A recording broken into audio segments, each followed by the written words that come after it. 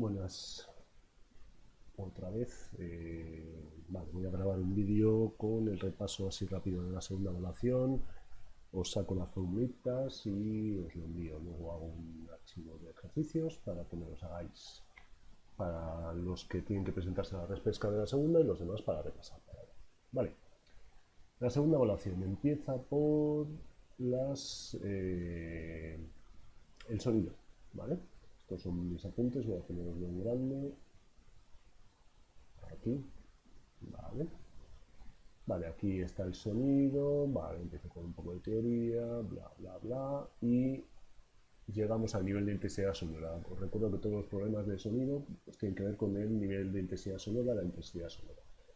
Os recuerdo que, vamos a poner este poco grande, eh, la intensidad de una onda es igual a la potencia del foco partido por la superficie, es decir, 4pi r cuadrado. ¿Por qué? Porque la onda se va expandiendo y repartiéndose por una esfera. Entonces esta es la superficie de una esfera. ¿Vale? Bueno, está muy gordo. Vale. Vale, entonces esta es la primera fórmula que tenéis que tener en cuenta. La potencia es la potencia del foco de las ondas, R es la distancia desde el foco hasta el punto donde estamos calculando la intensidad. ¿Vale? El nivel de intensidad sonora, como tenéis aquí en los apuntes, ¿qué es? Pues es otra medida, otra manera de medir la intensidad del sonido, pero con una escala logarítmica. ¿Por qué? Porque nuestro oído responde de manera logarítmica. La fórmula es esta, os la apunto aquí. El nivel de intensidad, esta es la intensidad. Intensidad, bueno, intensidad de cualquier onda, os recuerdo que se mide en vatios por metro cuadrado. Vale.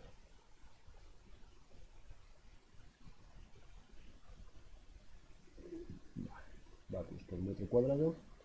Y el nivel de intensidad sonora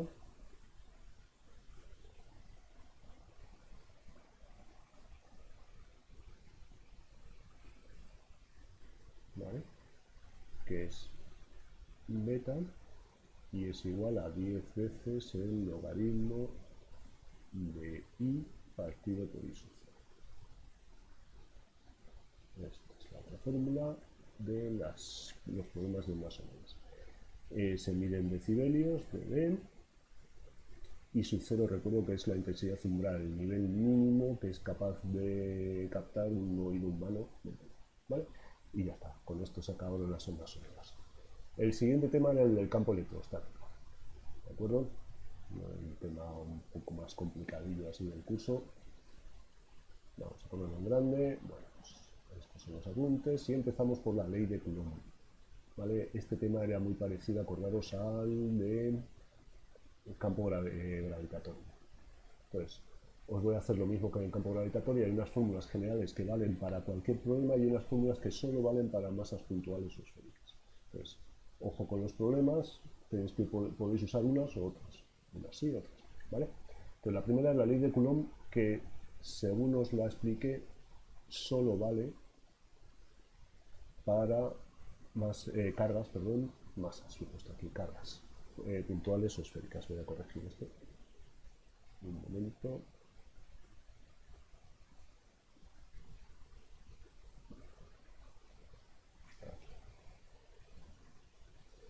Cargas. Vale, ya está.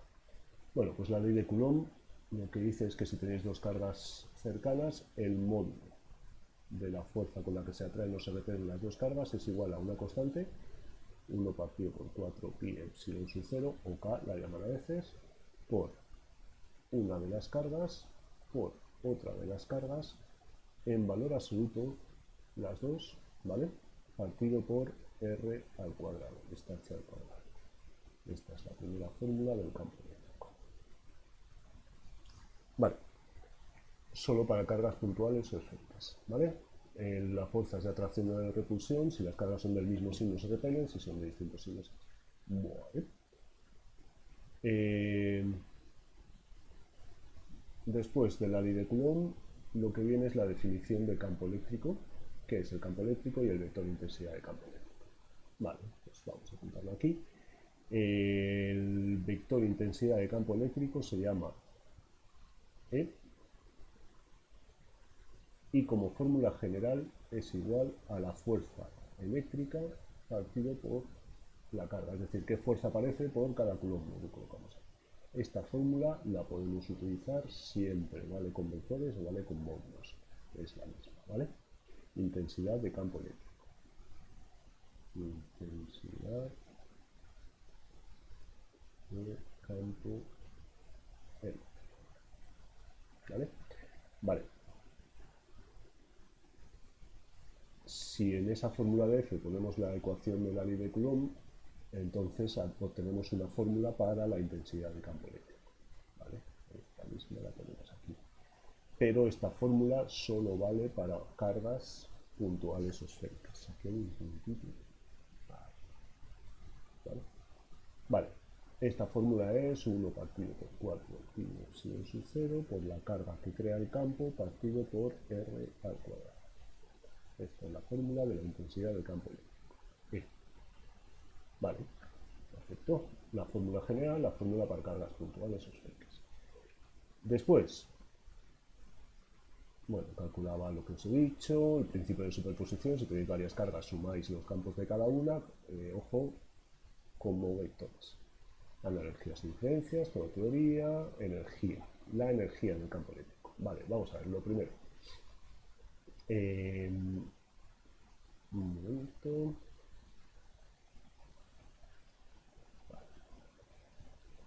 El trabajo necesario para trasladar una carga. Trabajo, traslado de carga. A veces en los problemas aparece. ¿Vale? Esto es una fórmula general. El trabajo necesario para trasladar una carga entre los puntos es igual a la diferencia menos, perdón, la diferencia de energía potencial, ¿vale? Esto si el trabajo lo realiza el campo. Si el trabajo lo realiza alguien externo, es más, ¿vale? La variación de energía potencial, ¿vale? Alguien externo, una fuerza externa, una persona, que sea. Al externo me refiero a externo al campo, ¿vale? Entonces aquí ahí está la demostración de cómo se calcula y entonces aquí obtenemos una fórmula para cargas puntuales o esféricas, ¿vale? Este es el trabajo para trasladar una carga, ¿vale? Entonces, de aquí aplicando esa fórmula aparece una fórmula para la energía potencial. ¿Sí? La energía potencial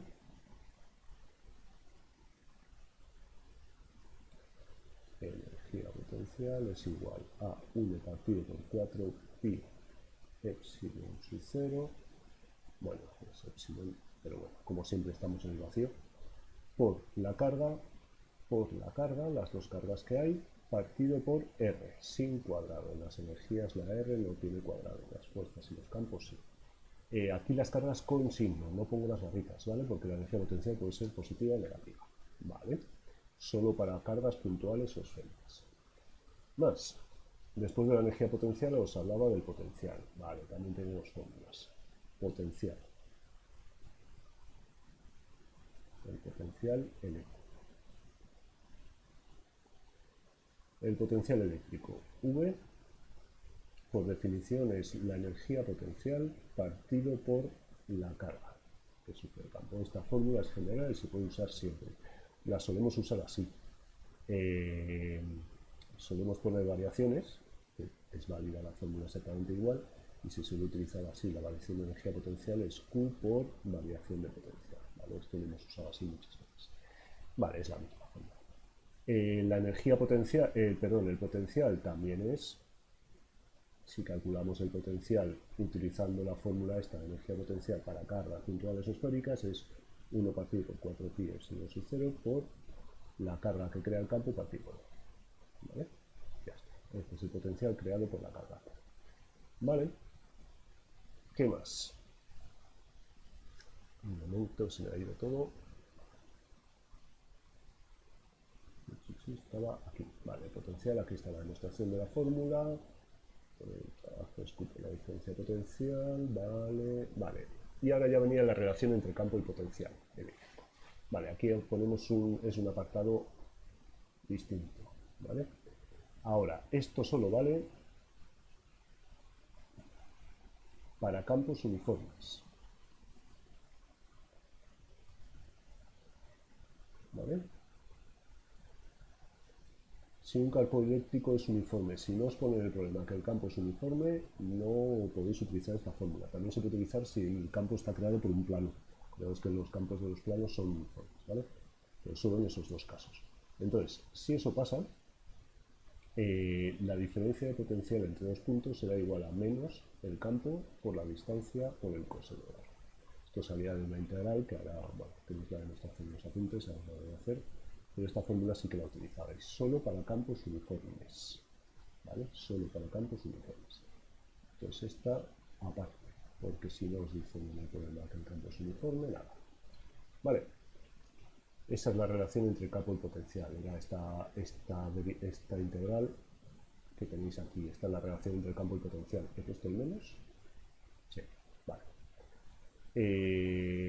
Para campos uniformes apareció esto. Alfa es el ángulo entre la dirección en la que nos movemos de un punto a otro del potencial y el campo. ¿Vale? ¿Cómo se representan las líneas de campo, teoría? Y llega el teorema de Gauss. ¿Vale? El teorema de Gauss de la forma integral es este, pero lo utilizamos ya, el teorema de Gauss para el campo eléctrico, lo utilizamos así. ¿Vale? Entonces, vamos a poner aquí el teorema de Gauss.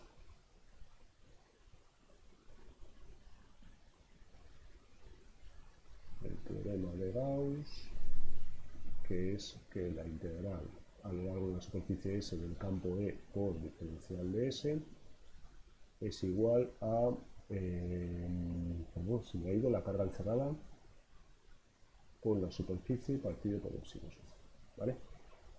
A ver, S es una superficie cerrada, por eso el circulito. Diferencial de S es un vector perpendicular a la superficie hacia afuera. Entonces esto es un producto escalar, pues así lo observíamos, es el campo eléctrico, el Q es la carga encerrada dentro de S, la carga que está fuera no interviene, y epsilon sub 0 es la constante dieléctrica, esta epsilon sub 0, ¿vale? Vale, así solo se usaba en las demostraciones. En los apuntes os aplicaba el teorema de Gauss a varias cosas, ¿vale?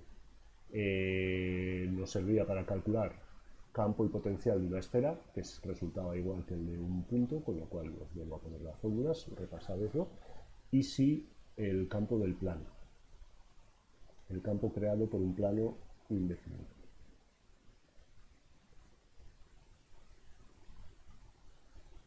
¿Vale? Campo creado por un plano indefinido, que era campo E igual a sigma partido por 2 epsilon sub 0. ¿Vale? Esto era el módulo. Este era el campo creado por un plano indefinido. No depende del radio de la distancia, es un campo uniforme. Sigma, os recuerdo que era la carga dividida por la superficie, culombio por metro cuadrado, porque es un plano infinito, entonces la carga es infinita, supuestamente. ¿Vale? Vale, y yo creo que con esto se acababa. Bueno, las aplicaciones del teorema de Gauss es porque dentro de los campos de los conductores los campos son cero. Lo aplicábamos para una esfera, que salía el mismo resultado que para una carga puntual, pero acordaros que si estábamos dentro de la esfera el campo era cero, potencial constante. Fuera de la esfera es como una carga puntual. Y luego aquí tenéis el plano indefinido. Vale. Y se acabó. Vale, pues este tema hecho. Voy a subir un poco. Y el último tema que entraba en esta evaluación era el campo magnético 1. Entonces, en el campo magnético veíamos al principio cómo calcular fuerzas magnéticas y luego veíamos un campo cómo calcular los campos magnéticos. ¿Vale? Bueno, este es el campo distinto de los tres que vemos aquí. Es el campo que es más distinto. Voy a ponerlo más grande. Ajustar.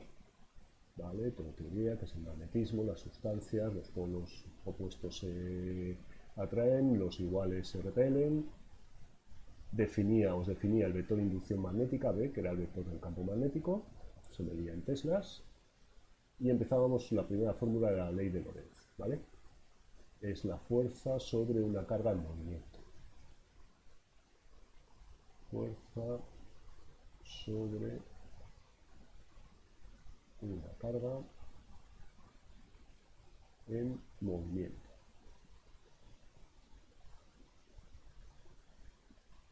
¿Vale? Voy a poner esto un poco más fino. Vale. Era la ley de Lorentz, o fórmula de Lorentz, que lo llaman algunos, teorema de Lorentz, que era fuerza igual a Q por V por B producto vectorial, ¿vale? Acordaos que siempre empezaban los productos vectoriales, entraba la regla de la mano derecha, esto lo podíais hacer por determinantes, ahora que ya sabéis hacer determinantes sin problemas, lo podéis hacer con determinantes, David os ha enseñado a hacer el producto, supongo, vectorial con determinantes y yo os enseñaré, ¿vale? Esto es una V, aunque no me parece, voy a volver a dibujarla, eso es una V, ¿vale? La carga que se esté moviendo, su velocidad, su campo magnético, la carga consigo y el campo magnético que hay en esa carga. Vale, si lo hacíais con módulo, el módulo de la fuerza es que viva el seno de alfa, que por Q por V por B por el seno. ¿Vale? Alfa de ángulo entre V y B. Vale. Luego estaba la ley de Lorentz generalizada.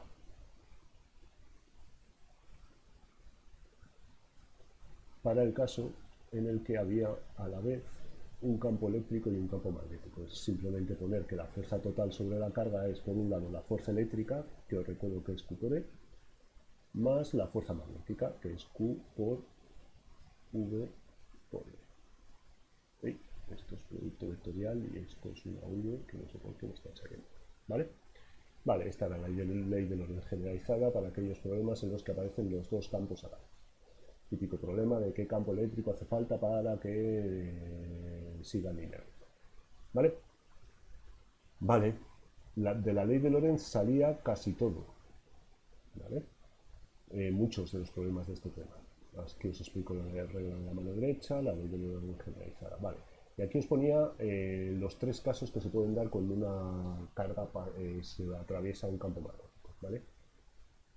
El primer caso es que la velocidad es paralela al campo, entonces como alfa es 0 o 180, pues el seno de 0 180 es 0 y no hay fuerza, por lo tanto sigue en línea recta. ¿Vale? El segundo caso, que es el que suele salir entre los problemas, V y B son perpendiculares, entonces alfa es 90 grados, seno de 90 es 1. Entonces queda que la fuerza es Q por V por B. ¿Vale? Entonces la carga se empieza a dar vueltas. ¿Por qué? Porque la fuerza siempre es perpendicular a la velocidad. Entonces eso es una fuerza normal que provoca una aceleración normal y un movimiento uniforme, circular uniforme. ¿Vale?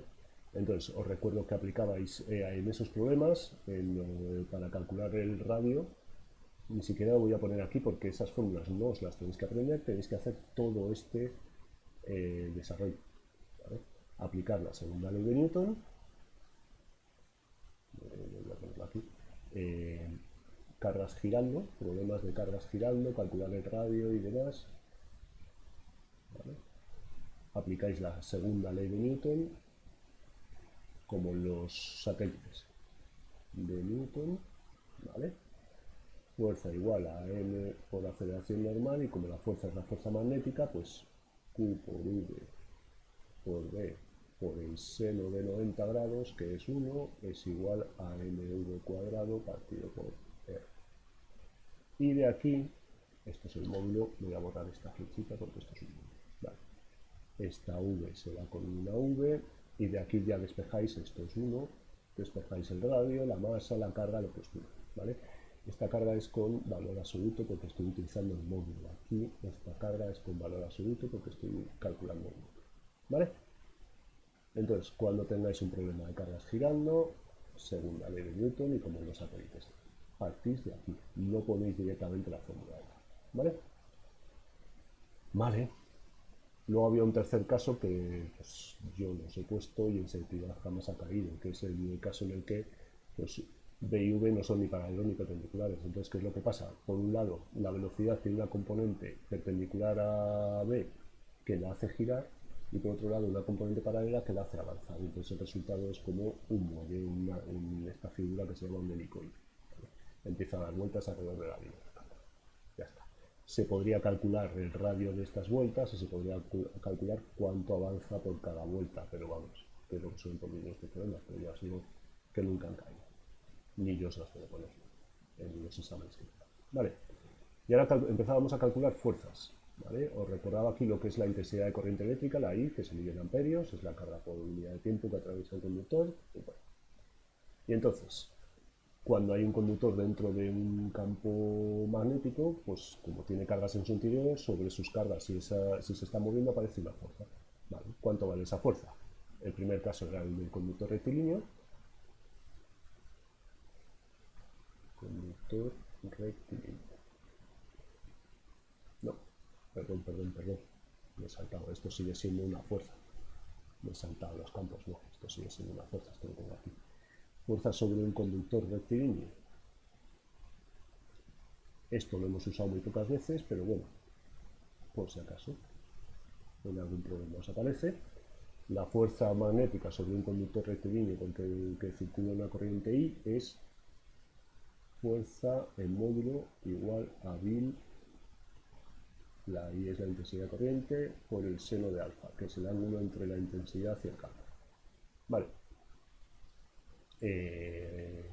Ya está, ya os digo esto, pues alguna vez ha caído así.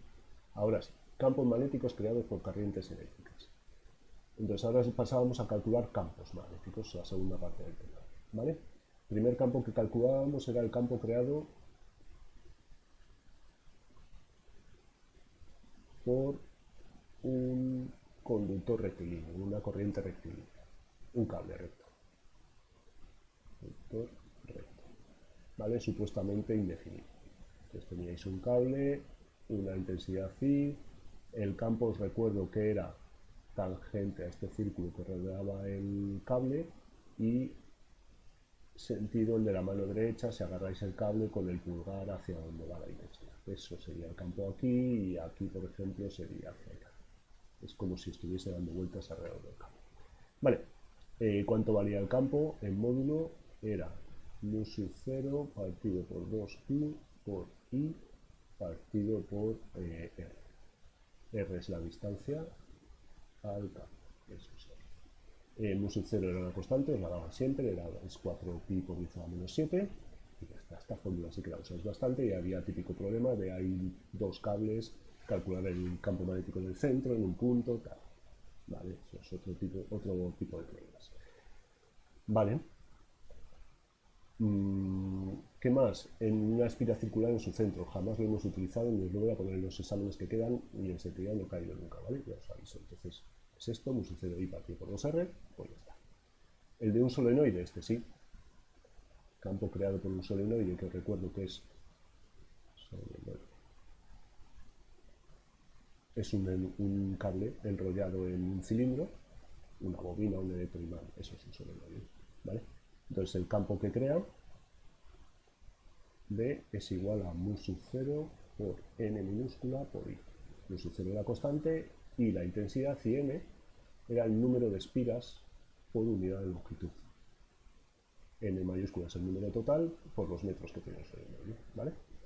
Vale. Este es el campo dentro del solenoide, porque fuera el campo es cero, os recuerdo. Había alguna pregunta, lo he puesto. ¿Cuánto vale el campo fuera de un solenoide? Vale. ¿Qué más? Bueno, la dirección y sentido, pues con la mano derecha, como tenéis en este dibujo. Ya está. Y lo último que queda de este tema es otra fuerza, que es la fuerza entre dos corrientes rectilíneas paralelas entre sí. Aquí está la demostración que le han preguntado alguna vez, echarle un vistazo. ¿Vale? Entonces, la fuerza entre corrientes rectilíneas, esto lo voy a poner aparte porque es aparte. Fuerza entre corrientes rectilíneas paralelas, tienen que ser paralelas, ¿vale? Tenéis dos cables con dos intensidades, I1 y la otra vamos a ponerla también hacia arriba, I2. ¿Vale? ¿Con qué fuerza se atraen o se repelen estos cables? Pues vamos a ver. Estos en concreto se atraerían. La fuerza entre los dos cables en módulo es igual a mu sub 0 partido por 2pi por la intensidad de uno por la intensidad del otro partido por la distancia que los separa y multiplicado por la longitud, ¿vale? De los cables. Muchas veces lo que os pedían era la fuerza por unidad de longitud, entonces pasad la n dividiendo y ya tenéis la fuerza por unidad de longitud. Corrientes con el mismo sentido, estas dos se atraen, y corrientes con distinto sentido, sentido contrario, da igual cuál va hacia arriba y cuál va hacia abajo, estas se repelen. ¿Vale? Y con esto terminaba este tema y la evaluación, si no recuerdo mal. Distintos sentidos se repelen. Bueno, la ley de Ampère, pero la ley de Ampère es como teoría, ¿vale? Es el equivalente al teorema de Gauss para el campo magnético, ¿vale? O sea que ahora en vez de carga encerrada lo que es la intensidad que atraviesa este circuito, ¿vale? Os hice algún ejemplo en los apuntes, echadlos un vistazo. Sí que hablaron en la reunión de selectividad de la ley de Ampère, preguntaron si entraba y dijeron que sí, como mucho como teoría, ¿vale? Vale, y ya está. Este ha sido un repaso rápido. Ahora, lo dicho, os mando una hoja con ejercicios y hacerlos todos los que queráis repesar esta segunda evaluación. Los que tenéis que hacer la repesca, me los tenéis que entregar obligatorio. Os lo haré como tarea, ¿vale? Chao.